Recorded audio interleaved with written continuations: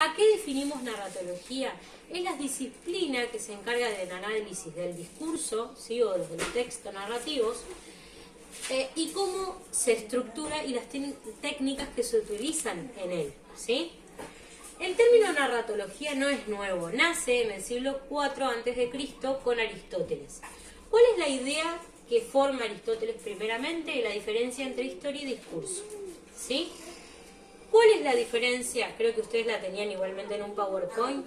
La historia son los hechos cronológicos que se va a contar, a los cuales Aristóteles específicamente llama como diégesis. La diferencia entre la diégesis sería y el discurso es que el discurso es cómo se cuentan esos hechos ordenados cronológicamente. Sabemos que en la historia muchas veces se comienza con lo que sucedió último para poder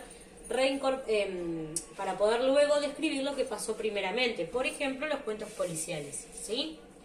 Bien, hay luego dos teóricos y lingüistas importantes que estudian esto, que uno es Todorov, ¿sí?, que lo que hace es darle un término, digamos, a estos juegos temporales y los menciona como deformaciones.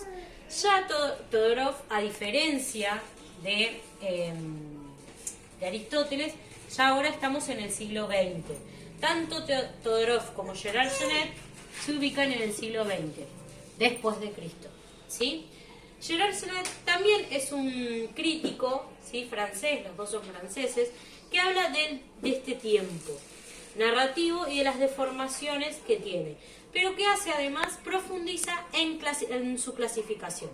Entonces tenemos, el tiempo narrativo va a tener su frecuencia y una clasificación, la duración y una clasificación, y el orden y una clasificación. Él dice, vamos a empezar primero con el orden. Hay dos formas que aparezcan. Igual a la historia, es decir, que suceda y se cuente igual que pasó cronológicamente, o que el texto presente anacronías.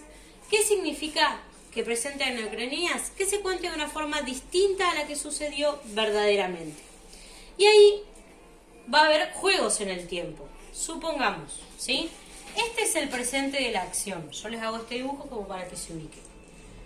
Van a surgir dos términos con Genet, que es la analepsis y la prolepsis. Bien, ¿para qué los utilizamos? O sea, analepsis y prolepsis son tipos de anacronías. Cuando en el presente de la acción se cuenta algo del pasado, hacemos referencia a una analepsis.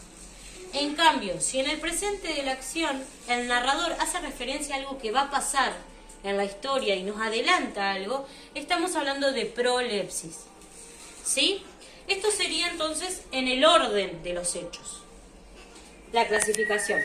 Pero sabemos que también muchas veces los hechos no son contados con el tiempo con el que duran. Entonces nace la clasificación de duración. Acá hace varias divisiones. Elipsis sería cuando se elimina un hecho, ¿sí? Un hecho que pasó se elimina. Después tenemos la escena o la isocronía, que es cuando queda igual a lo que sucedió, se relata como fue.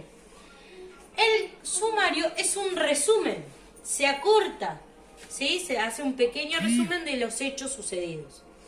Y luego tenemos dos juegos en la duración, que uno es la pausa. Yo acá les pongo un ejemplo, no sé si se llega a ver, que un ejemplo de pausa es la descripción. ¿Por qué? Porque se hace un stop en el momento en que se está narrando para contar algo o describir algo, y eso hace que el tiempo narrativo disminuya, ¿sí? Y por último, la otra duración la da cuando se suman las digresiones reflexivas, que es cuando el narrador o un personaje hacen una reflexión sobre la realidad o sobre el hecho. Eso no forma parte de lo que pasó, es una apreciación subjetiva del narrador o de los personajes. Por último, la última clasificación que hace Gerard Senet es la de la frecuencia, y la divide en tres: singulativo, iterativo y repetitivo. Singulativo es cuando pasa una vez y se cuenta una vez. Iterativo es cuando sucede muchas veces un hecho, pero se cuenta solo una vez en la acción. Y repetitivo es cuando sucede una vez y se cuenta muchas veces.